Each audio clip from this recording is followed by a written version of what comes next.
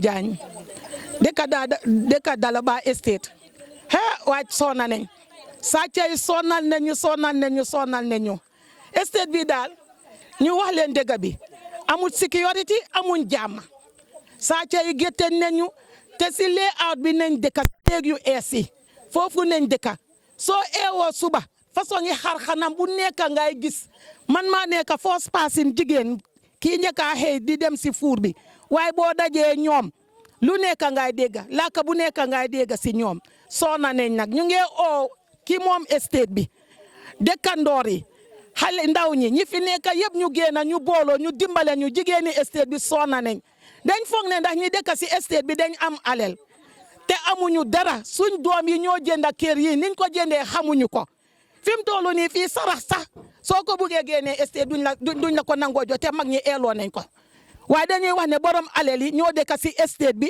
jeexaluñ tous sàcca yi nag gétteen nañ ñu su ñooy romba ne di laaka seen angale yi doo si mun a for benn kaddu gis ngeen lii saaku yi ne ñooy sol seeni sàcca télévision bagage rayda bagage si kër moom dañ ko jël ba doyal fi mu toll nii fi ñu dem opéré tey si suba ba léegi maire yu noppale kuñ ay jalang ñuy rey béy kii rey béy nag bu yàggee bu la tuur bi laajtee ni di nga ko rey te dañ soona ma ne ko soona nañ taa yi nañ dama ne ñu ngi wax si Modou Moustapha Ndiaye pour mu ñoo génn diggante estate bi ak layout bi mu ñoo génn dimbale ñu soona nañ de place bi fii wéet na te amul sécurité fi mu toll nii na ñi am fii kër ñuy ëlbateeku di ko rent te ñiñ koy rent xamuñ leen nañ stop loolu noonu soona nañ wasalaam. man la Awa Mergane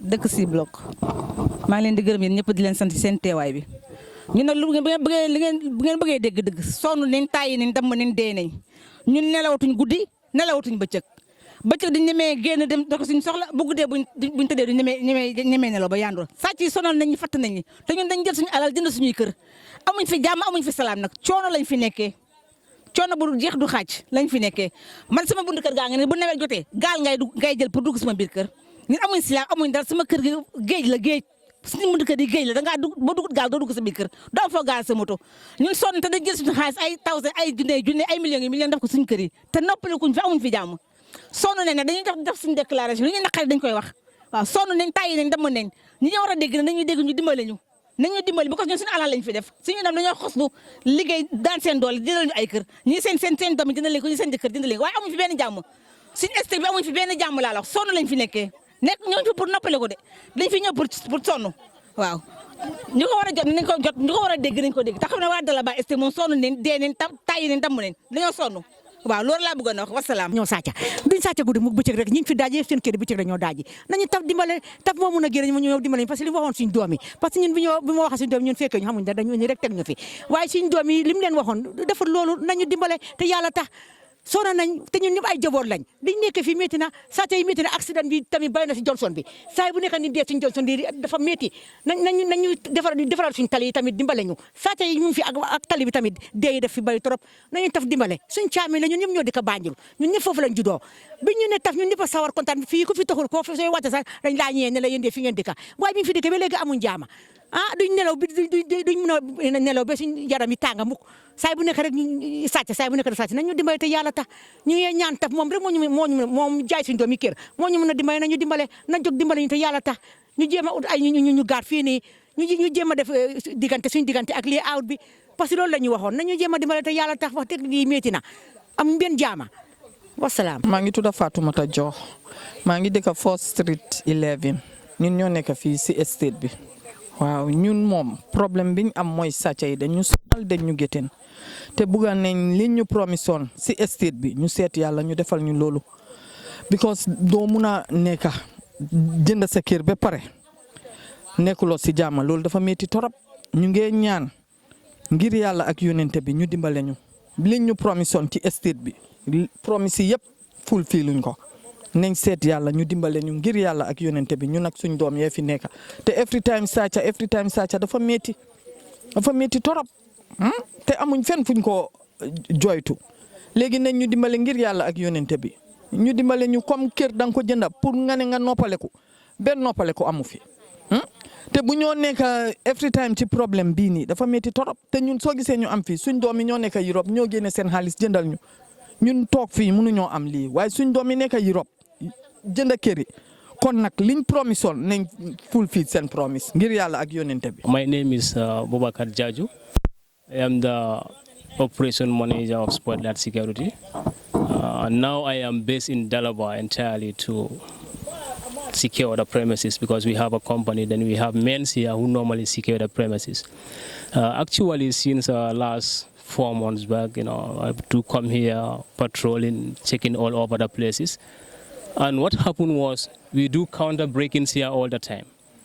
So there was a time, I saw these people, their movement in and out. So they normally move by two pairs. If 2 people come in, they will do their things, start to look all over the compounds where they will be operating, and they will go. But the next time you will see another different 2 of them. So they don't come at the same time. If 2 comes, next time the other 2 you will see will be different from the other ones who come. So there was one time, I intercepted them with my men. We were sitting here, brewing a tire, drinking. Then I saw them, going in and out, checking the compounds. I had to intercept them. I stopped them. I said, well, actually, how are you guys? They say, we are fine. I said, actually, I've been seeing you here since, but we don't know who you are and what you are doing here. I asked them, which block are you? They said, we are at J Street.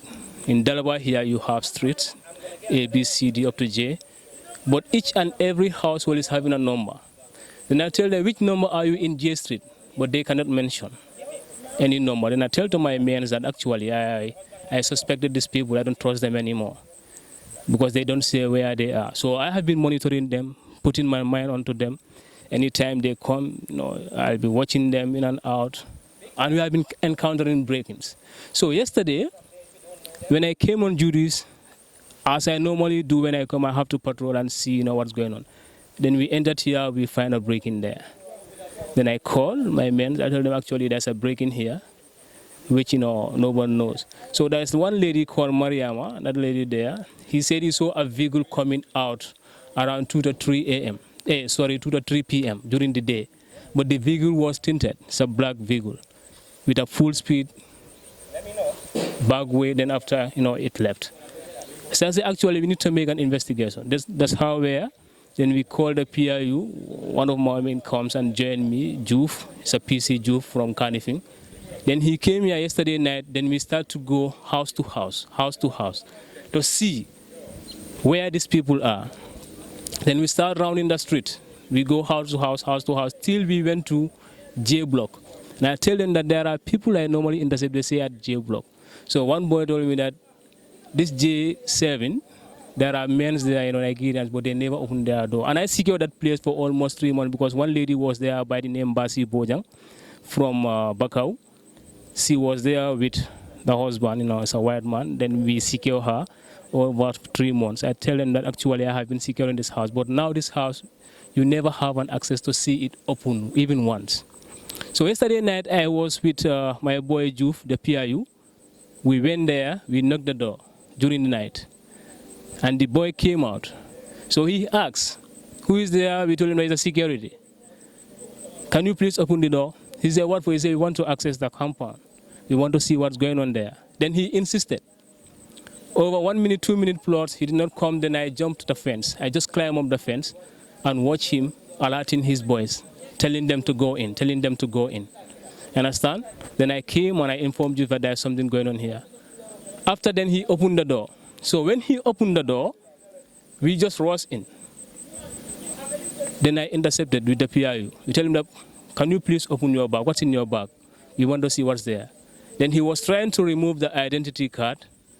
Then we saw a bunch of money, 2 months of money in the bag. So we tell him, pick up your money, your money is falling. Then we see the identity card. He said, no, before you guys can enter the house, I need to call IG. I say, IG? Yes. You want to call IG? I say, okay, then carry on, call the IG. Then after I stopped him, I said, no, you can't even call the IG. But when he came, we saw some drugs with him, the cocaine, because he was sniffing. We saw the evidence, and I told Juve that the PIU, you can see the evidence. He said, yes, I could say, actually. Because right now, we know what's going on here, and we cannot have any access. Hence, we are not armed and nothing is here. Then tomorrow morning, immediately when you go back to the camp at PIU, you can inform your men to come in, so that they can come and intervene the place.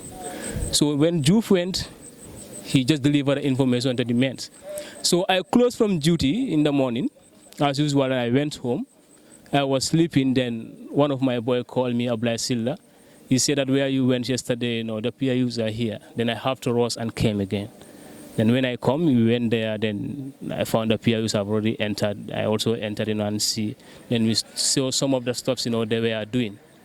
So they were doing a lot of things there. We saw some bloods inside, some package, maybe they were doing sacrifice or stuff like that, and a lot of clothes. So the house they break, this other house they break, C27, we saw some clothes there. When we just took them out and snapped them, sent it to the owner, she said it's her clothes. So we know that, they were the ones doing all the stealings. Understand? So the PIU just came, get them, and take them to base. So they are with the PIU right now till further notice then we have from the security.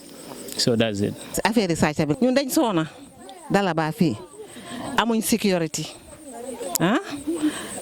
benn sécurité nekkul si Dalaba fii ba pare nit ñi ñi nekk fi ñun xameewuñ ñana fi nekk ñun ñi nga xam ne Gambien si ñoo fi nekk ñu ne neen ñoo xamee wante waaye ñeneen ñi fi nekk xamee wante wu ñoom yow imaginal nga luwaas ñeneen ñoo xam ne xamuloo leen jox leen kër duñ génn bëccëg guddi la ñoo génn oo su nit ñi ñëpp nekk ci seen biir kër la ñoo génn duga si biir kër nit ñi daaji loolu noonu dangaa waar loolu noonu moom nit ñi mënatuñ koo muñ biir Dalaba fii nii taf moo war a ut sécurité biir Dalaba fii nii parce que li mu waxoon nit ñi ak lim def nekkut benn waaw li mu waxoon nit ñi ak lim def nekkut benn parce que soo gisee si vidéo yi ba mu ko lonc nam ko waxee woon su ko defee woon di kon du am benn complaint na jóg mu jéem a dimbale nit ñi oo ñun tamit dinañ jël step waaw parce que doo jël sa xaalis bu bare def ko si kër ba pare di am problème every time doo tëddee guddi doo nelaw doo toogee sax mel ni ku toog si nen si kër goo xam ne yow yaa ko moom man suma doom ak suma goro ñoo moom kër bi waaye nag foog ma wax parce que ñoom nekkuñ fi suma goro dafa tukki suma doom bi dafa liggéey man maay wax nag li maa wax nag ragaluma ko Fatou Diop laa tudda Betty Marong maa yaayam moom ñoom ak alaaji singaate naka kii naka lañ ko waxati sax alaaji Friki Joo mooy suma jëkkëri doom bi ragaluñ ñun li ñoo wax rek ragaluñ ko taf na def la waxoon te mu xaaj ñu ak layout bii nii sàcca yëpp si layout bi lañ nekk nañ ñu xaaj soona nañ torop nit ñi nelawatuñ guddi nelawatu bi jigéen ñi liggéey góor ñi ak seen baarale ma ndetomo Abdoulaye Silalti Dolbe Security provide kan Dalabale night proprietor of Spotlight Security. Yeah, so there is an incident ming happened day before yesterday. Yeah, sudole break me along the compound is on our watch. So nada jele jibe nga paral involved yet and today in the morning nata no walto. So we were there then kabrin nim paral nata inata fumoleko yesterday night na gadole modole intercept jang. So we came to this compound yesterday night but na gadol man dunnoje. So bi somanda then nata je nim paral then we try to get in but yemol stop at the gate ko mote dunnaje. So na security ni ya try pour ka bunda ni yele time la nga bloqué duma ya bunda fulol ni yele nyaming itola security mi mbeje ay berota en na gado ni bung na gado ni fon bunne seriously ay bunda la ma tombe wa barmala so time wala paral dunda konoto we try to open the door but ma yele no then they call the reinforcement team pour wala nanang then ngawol batu kabiru wol natanan then nga try fo nga bunda ni yele kabri nga bunda ni yele we found 6 boys plus 1 Gambian girl, but the boys are not Gambians, I think Sierra Leonean or Nigerians. Then no time long Gauli Muta, but among their possession was cutlass, many of them, maybe 6 or 7, with pepper spray, tear gas, I think, and other. Anyway, I think it's whether ganja or whatever, but they were smoking. And some of the materials were flux in the toilet, so that was it. They were here for like maybe 5 to 6 months, lang we live in jam because even the premises it will tell jang ko that you can stay in something like Bakaule, then a security botaje, then from that langamera rent mulia. But according to the lady mintam basi bojang kabri nga nyinin ka te ko a rent atea di kedo la pour wire rent but kabri wire rent mulia nyul kayne ko something like for malong laftanala stila je something like that. So but it all malong ko on the whole ya di nyagol le steering je. So ya nyinin ka wala. So that was the story. And neighbors fanan ko ke watch le normally nyul ka fintinane nila Bluetooth speaker. I think today in the morning they did that in a Bluetooth speaker. Anyway, they were using abusive words. It all mock here. Nimi lafte IG phone call. So stuff like that. All over Tambakan. Okay. So Ndolna security ya fonyela nunko. Once ebe Dalaba around the vicinity, ikanyu sutu eka bol jale Nigerian boys all. Ikata kwandi koral yofi one by one. Then na security gal intercept ay nyininka fatul botajan na bang. Iko ha ye nyininka which block because each compound number sotole. But they live in Jagana Boulevard. But near nyininka compound number la no one was ready to tell them the compound number. So nko gale ko then atul nyanta will follow up to the compound ala but I mean to then we involve the police. So wala na kunun the same thing kabri incident ning happen na security gal noma for ila resident no tajang we try to get in. So among get in no so wala na be someone that we involve the paramilitaries Okay, but yeah kamunta nga jala mulong lo jeje ani musol la samatol ni femesen dol. So yeah ika jalong la batuye. Yeah, because kabirin dunta je ngabunda nyim force ka yele kabirin dunta je ngawala find out ko dolo kabol bi jele. Ya je do jala mulong something like ka yelo fanam bonjela ning kandul fanam bi jele kandio bi jele mi yalon ko ya melts le already so ka jalong but world. Yeah, so according to one neighbor from I mean fanya fan you'll mean soul be able because ni kata sunyaro le kata dorong kensenke they use means because there was a time at the phone in gal bentale akate fana yalong momo kasot le ke fan protect nyamin do akonati mo do ti fan to be awo boyla because kabra ni ñul benta dora fa yalon ko e manke mo consent they use means.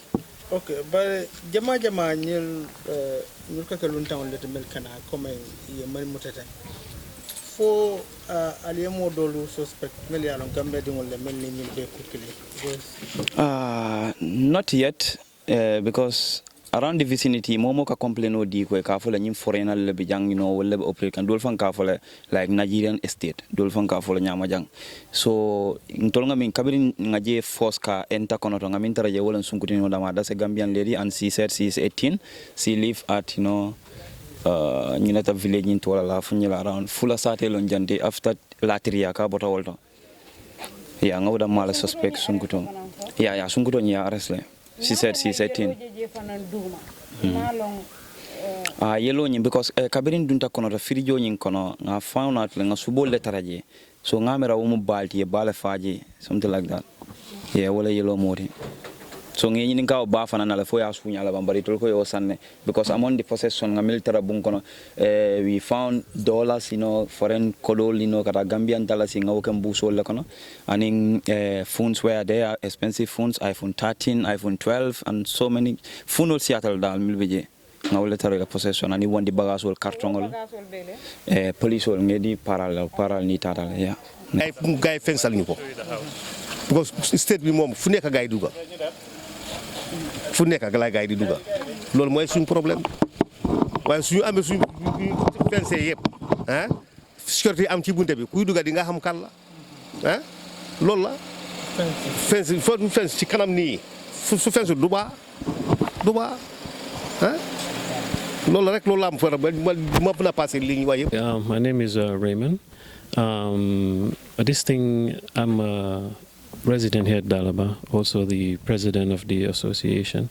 For a long time, there have been lots of break-ins that have been happening here for months and months.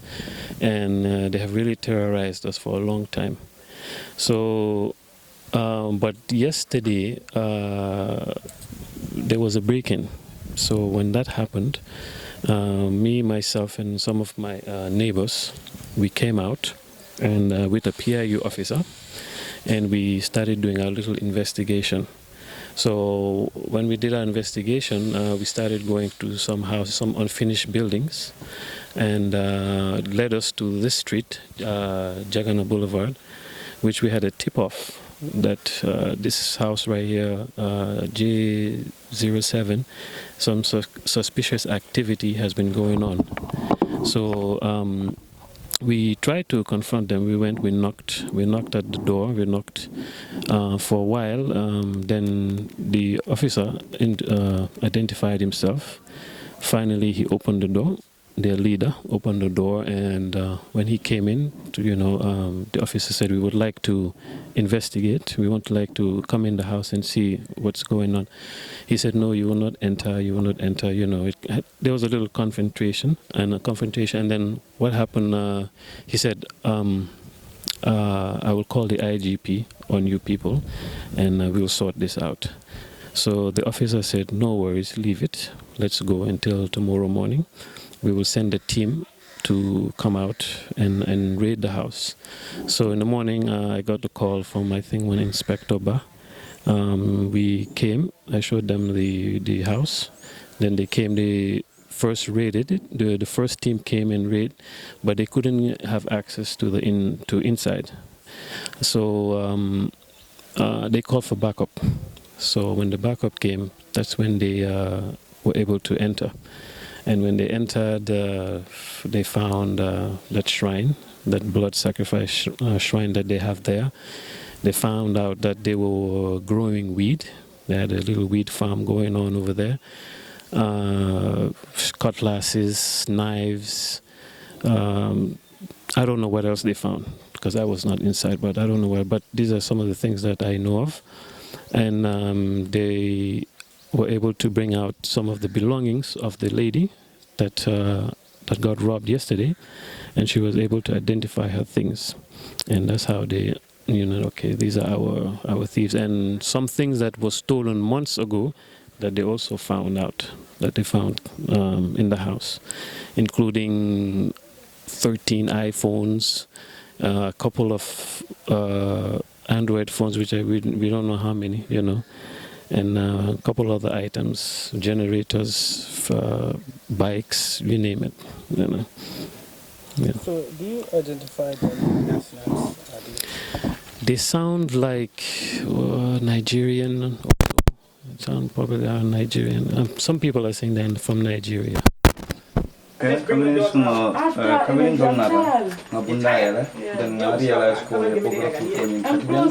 TV was here 55 inches. This TV yola samba. Then the other room yama bunda ni access no pour kaela, but they use the back door ya bogla proof ni kati. Then bagasol lebi two carton was missing. And then another one was there. Fenkol be samatol lebe fari wokono. Yo fanan sambale and mesol fanan yo sambale, and then some sprays were missing too.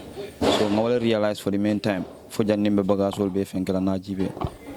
But as at now, 55-inch TV, 2 carton, and in mesol and in spray wala mistaje. For now. Kabri beduna for mobile control. No, moment rakonoto because tilibulo mobu katarajanno. So then Kabrin told night guard when you not realize going on. Yes, we are okay. Okay, but guards in Kabra among any notice member the movement or la? No, it's people are monitoring this way. No, it happened in the daytime because she's a neighbor here at the idea because I kabel luring ala bundalto. Then she saw a vehicle coming out of here. Can all be so I tell what na na aje dorong idunta moto kono itata. So on suspect maybe wala. But no more parama or anything. Nah, because moment ranunjang. Because gado nyin kana 7 p.m. to 7 a.m. in the morning. Then during the daytime God bukataraja. Yeah. Yeah, botol fana ngawol tara scattering behind le nga fendol taraje. Nga like spiral nying all better koma la yol be jolon koma jela yeah bo nyim botol nying waje yo modol mil muta nyim botol dol sifa dol jamal bol bulla so on suspect maybe all they are among these people million sifa keno because suspect to la because nyim botol sifa be to level kabri nge muta jana nga bagage jamal tara nyim botol sifa la kono maybe pour ye bagage wol keje because bagage jamal bun kono alle manta ben nun tombe maybe pour ye botol use ka bagasol ke je naita na gado samba ala gad posoto murtanantu mone nganna accountano taraja ko nyangata dalaba ye break out le keje andun to le kaje check suto so naye won naleke so ndun tabun ko no ngaje jube nataje ko ye tinyar jaw balle keje ka mari la fengul samba so birim botaje na boss nata fo nyambati na funti ko police on la nomba ka soto dula to ngata je check fombe ila nomba sot la nye ko to le nata jam so ngawona ate tata je tuma men anata paral ni taraje intervention on so anata murna ya fo nyen tata je ntafana nata kafo man tata je pour fonni si diamu ngoba fo ito le nata jam kunu so unfortunately ngatre itata nyilla bundato pour ye dayele iman dayele no nyil man son dayele la so wotumo len te nata nambul kon den fulo dunde asan security because mbemu security le ñino governmental la mun tol mu private bari mbemu security ka molla life ni la property secure so ngambulo dun da du maten nga korosel kepa nga wule ndi doron dal yelata wotumo len ye security la kemo men do kono to batelam security ko green and black la dum ko green ko black bero sikay mbunna on fokine la ay dale foloma platina na tan de busan karot ni wonta no ngawo jimo min kay ni kumula sunan territoriata tilili wala tin na bero ta ka kanyan karot no le gayol nata ko ni te ta sinna mo ko ni yamba tin ko kon to ko ngam sani kilinde ko tesina so ndana ni na londe after buri police nata dum bagasol ni jude ye muta ye stress ye dire muta ye bagasol bondi tumole na tante la particular sol ta kata bari nte fana nga kuma kilene so ko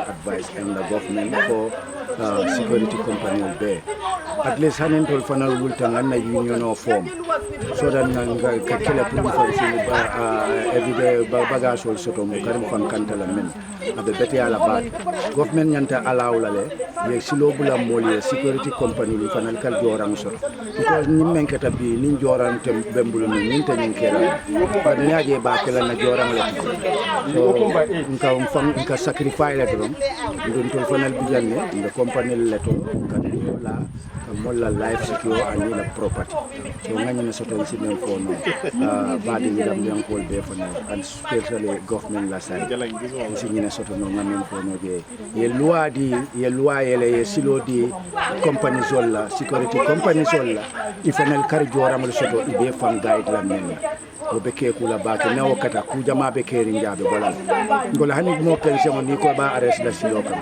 asa na lon ko private security le jorante bula ka pare kelol par ni joram be mbulu no be arrest non so l'after esprit c'est right din fanalla le joram ni ni ngam karmel sokola me yala ni bati no manki is much better than because in kam fan ni ani to le family ni sulatan na funa te kanta la wala ni man joram so kan te kanta no so in finance in fan kala na ko di man